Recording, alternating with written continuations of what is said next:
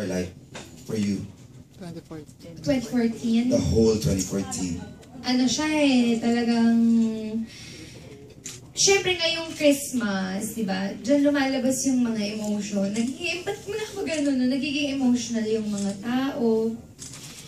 Na-realize ko, sobrang grabe tong 2014. Una, sa health, naging sobrang challenging sa akin. Yun yung pinaka-challenge ko this year was health. Kasi nag-start yung year ko, nagka-pneumonia ako.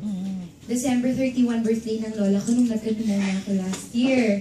And then, nag-states ako ng 3 months, which was parang magandang experience. Kaya lang na polar vortex naman ako doon, yung sobrang, sobrang lamig na gano'n.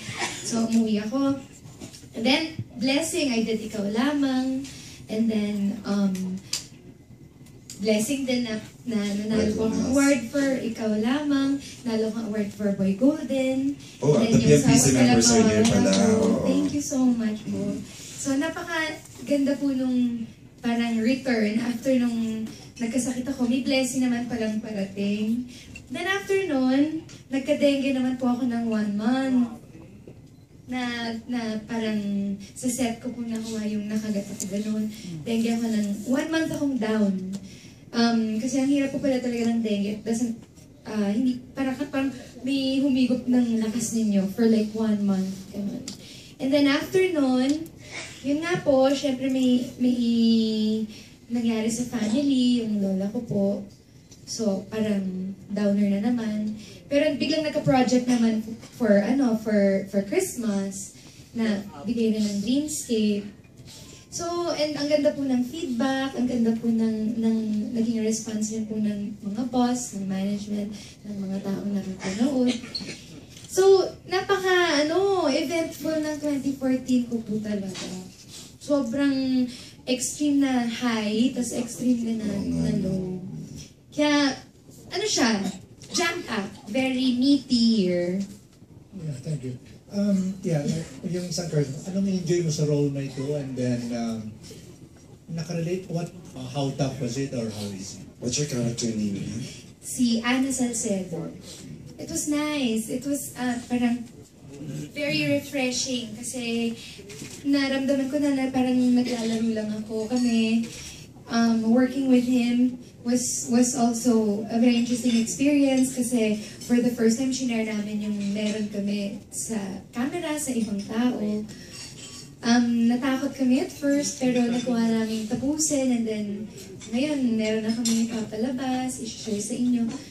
It was nice. Tsaka sa Tagaytay kami nag-taping, so medyo hindi po kami nahirapan sa init or sa ano.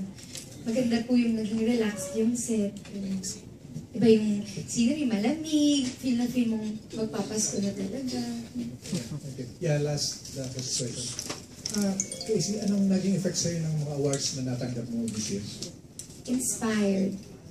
Naramdaman ko po yung purpose ng ginagawa ko na meron po talaga palang nakakapanood ng mga ginagawa ko po dito.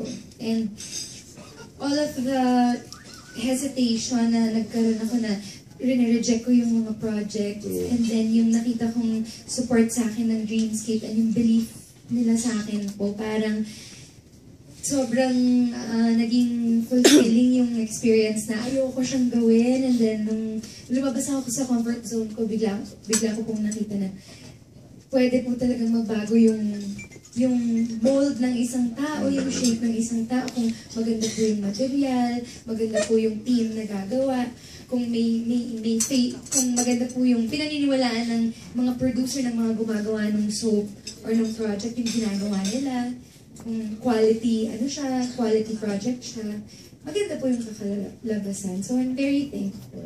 Thank you sa PMPC especially, nakadalawa. And sa Empress, of course. And sa Empress. Both, sana mas happy pa, yung wag naman yung masyadong maraming lows.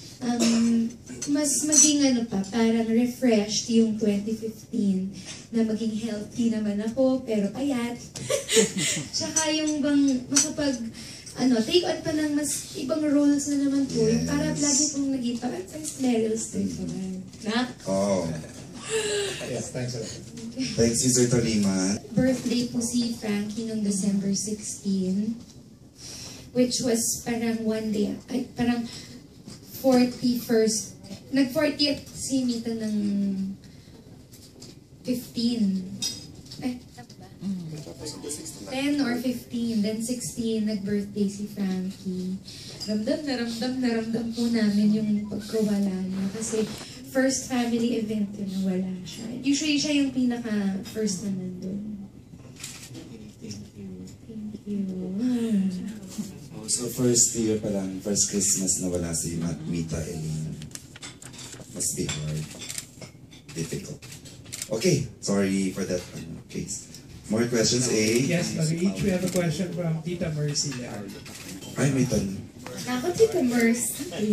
Utang quotation. Christmas, diba? Kakaready na. Kaya itatanong ko, sabi mo nga, Casey, kung tuloy-tuloy ang maganda yung relasyon. Kailan naman ang plano nyo Ayan na. exchange? I do. Wow, I do. Oh, wow. Wow. Baka ay ito naman. Para may connect na. Layo na. Sige, Tita Mar, sasagutin nila yan. Naantok pa nga. Ano ba? Hindi tuloy-tuloy at what We age? can never tell. Sige, case. Tita Mar, sasagutin nila yun. Paano ba yun? Paolo, mag-ready ka kay Tita Mercy. Kahit ano na. Ngayon, Tita Mars, parang tulad po ng sabi namin kanina, sa ngayon, ina-enjoy namin yung ngayon. Hindi pa namin masyado iniisip yung mangyayari sa future. Although, andyan naman yan. May mga plano naman kami para sa kinabukasan namin. Individually, and kumbaga, we just wanna enjoy what we have now, and we're just very blessed now. At parang, happy lang muna today for everything. Okay, enjoy your relationship. Connection daw. Si Case ba sasagot na, Mers? Yes. Okay, oo. Meron pa ba ako masasabi? May masasagot pa ba siya? Pa-aminin daw. Sabi Ay, wala nga aminin. o sige na, Casey. Oo, Pasko naman. Okay. Ay, sagot You have something to say or no na? Okay. Wala na? Mm-hmm. Sige. Thanks, Mers. See you later. Madaling kausap. See you Madaling later. kausap. Kape, 5 kape. p.m. Kape. Salamat. Okay, more questions, Aaron. Ayan si Ruben Marasigan. Gusto ko Ruben.